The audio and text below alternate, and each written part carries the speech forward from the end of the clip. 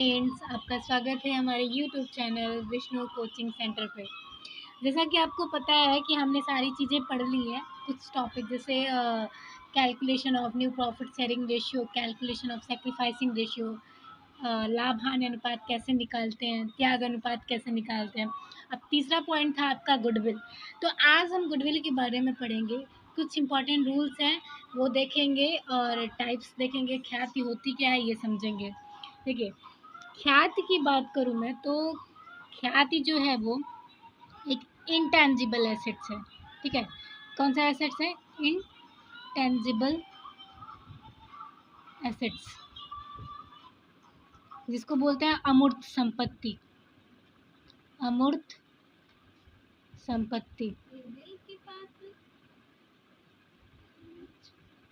मतलब टेंजिबल तो वो होता है जिसको आप छू सकते हो। ठीक है, छू सकते हो, देख सकते हो, टच फील कर सकते हो, तीनों चीज़ें कर सकते हो। लेकिन जो गुडविल है उसको आप टच नहीं कर सकते हो, इसलिए ये अमूर्त संपत्तियाँ होती हैं। और कितने कोई भी, जैसे अगर मान लीजिए पेटेंट ले लेते हैं, ठीक है, और कॉपीराइट, ये सारी चीज़ें क्या होती हैं? हमारी इनटेंजिबल एसेट्स होती हैं, यानी कि अमूर्त संपत्तियाँ होती हैं। और इसकी डिफिनीशन की बात करें तो ख्याति जो होता है एक प्रसिद्धि और अच्छे नाम तथा प्रतिष्ठा से मिलता है। जैसे अगर आप कोई बिजनेस कर रहे हो तो आप बिजनेस बहुत लंबे टाइम से कर रहे हो। ठीक है, लोगों का आप पे विश्वास है। ठीक है, कि आप जो भी प्रोडक्ट देते हो अच्छा देते हो, जिसकी वजह से लोग ज़्यादा से ज़्यादा आपकी दुकान से ही सामान खरीदते हैं। ठीक है, जिससे आपको अधिक प्रॉफिट होता है। ठीक है, पहले की अपेक्षा अधिक प्रॉफिट होता है। तो जो अतिरिक्त प्रॉफिट होता है ना, वो किसकी वजह से हुआ है? आपके गुडविल की वजह से। यानी कि आपकी अच्छाइयों की वजह से, आपकी ईमानदारी की वजह से आप इतने ज़्यादा फेमस हो गए हो कि आपके दुकान से ही कस्टमर क्या करते हैं? सामान को खरीदते हैं और यूज करते हैं। तो उसको क्या कहेंगे हम? गुडविल कहेंगे। गुडविल हम खुद क्रिएट करते हैं। ठीक है, कभी कभार क्या होता है कि हम गुडविल खरीदने भी जाते हैं, खरीद भी लेते हैं। कभी कभार क्या होता है कि गुडविल खरीदा जाता है, तो जो हम खुद जनरेट करेंगे, सेल्फ जनरेटेड, जितने भी गुडविल सेल्फ जनरेटेड होते हैं, ठीक है, सेल्फ जनरेटेड होंगे, उनकी एंट्री हम बुक्स ऑफ अकाउंट में नहीं करते हैं। ठीक है, किसकी एंट्री करेंगे? जो सेल्फ जनरेटेड नहीं होंगे वो कैसे होंगे? परचेज किए हुए गुडविल होंगे। ठीक है, खरीदी गई राशि, ख्याति जो होती है उनकी हम एंट्री करते हैं, उनका हम अकाउंट्स बनाते हैं, उनको हम कैलकुलेट करते हैं। आई होप आपको समझ में आ गया होगा। परचेज यानी कि जो खरीदा हुआ, अब खरीदा हुआ गुडविल क्या होता है? ये फॉर्म पहले से चल रहा था, हाँ, और इस फर्म को जो चला रहा है अब वो इस योग्य नहीं है कि वो आगे और इसको ले चल सके, मतलब आगे तक चला सके। तो वो क्या करता है? इस फर्म को ही किसी दूसरे पर्सन को सेल कर देता है, बेच देता है। तो उसकी जो गुडविल होगी, जिसकी वजह से जितने भी कस्टमर यहाँ पे आ रहे थे उतने ही कस्टमर यहाँ पे भी आएंगे। हाँ, कुछ टाइम जैसे जब बेचेंगे तभी तो नहीं पता चल जाएगा ना इन कस्टमरों की जो पहले मालिक थे अब वो नहीं है। तो जब तक नहीं पता चलेगा, 2 से 3 साल, 3 से 4 साल तक, तब तक तो ये प्रॉफिट कमाएंगे इनके वजह से। तो इनके वजह से जो ये प्रॉफिट कमाएंगे उसका ये कुछ वैल्यू ले लेते हैं। अगर मान लीजिए इनका फॉर्म 10,000 का है, कुछ कम हो गया ना, 1 लाख ले लेते हैं।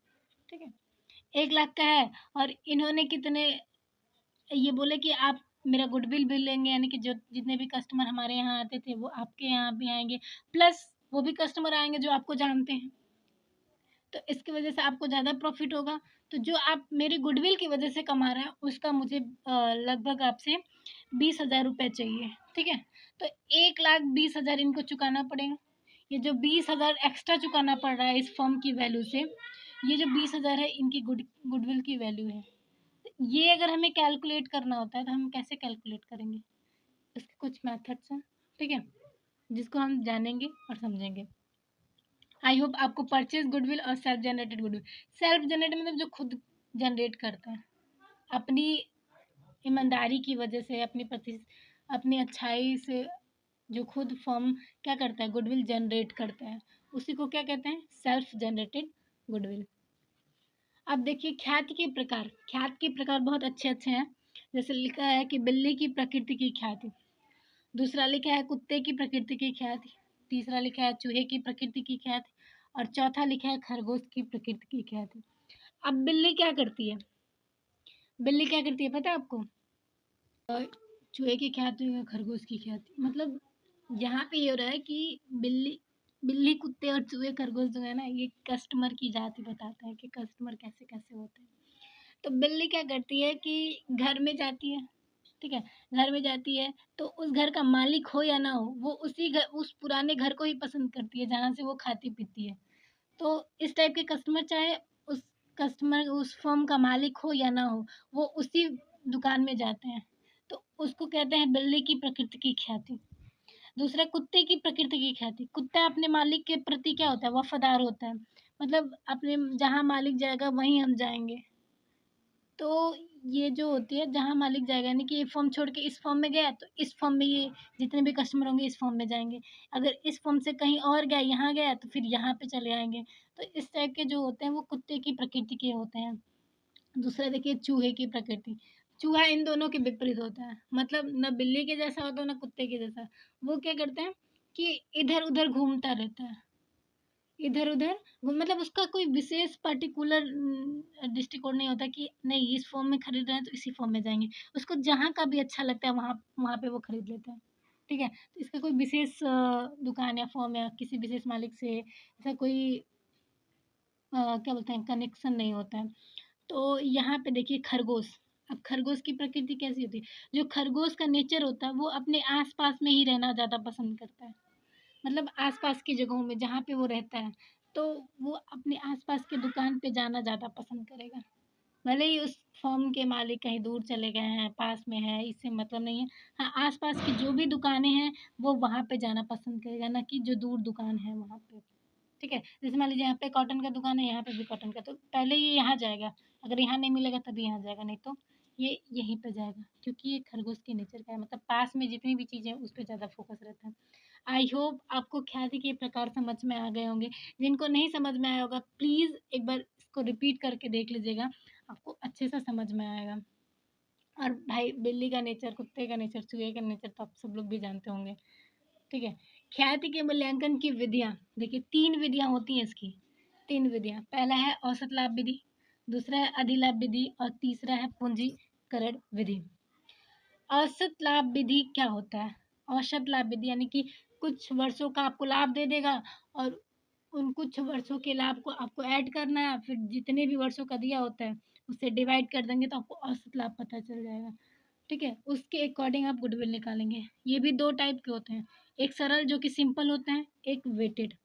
सरल में कुछ नहीं करना होता है, वर्षों की संख्या से भाग देना पड़ता है, लेकिन वेटेड में उस वर्ष का एक भार दे देगा जिसको आपको गुणा करके तब जाके आप क्या करोगे, उस टोटल प्रोडक्ट का उस टोटल वेट से भाग दोगे, यानी कि डिवाइड करोगे, तो जो आएगा उसको बोलते हैं भारित औसत लाभ विधि।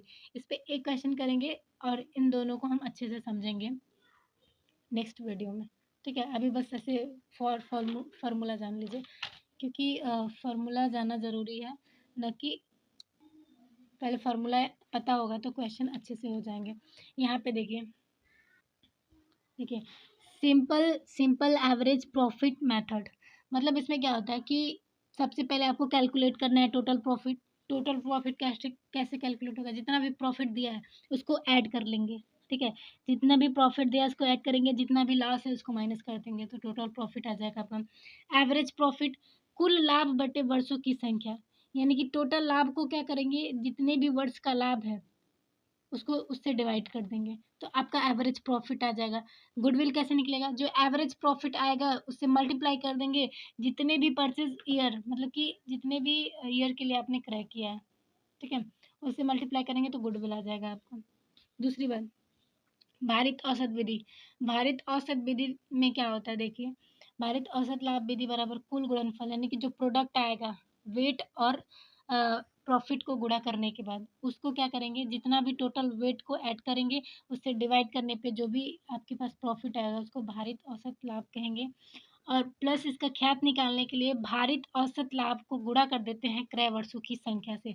ये क्रय वर्षों की संख्या आपको क्वेश्चन में दी होगी, ठीक है। आई होप आपको ये फार्मूला समझ में आया होगा। कल हम इस पे एक क्वेश्चन करेंगे ताकि आपको ये फार्मूला अच्छे से समझ में आ जाए। प्लीज़ अगर वीडियो अच्छी लगे तो लाइक एंड सब्सक्राइब करिएगा और ज़्यादा से ज़्यादा शेयर करिएगा। Thank you.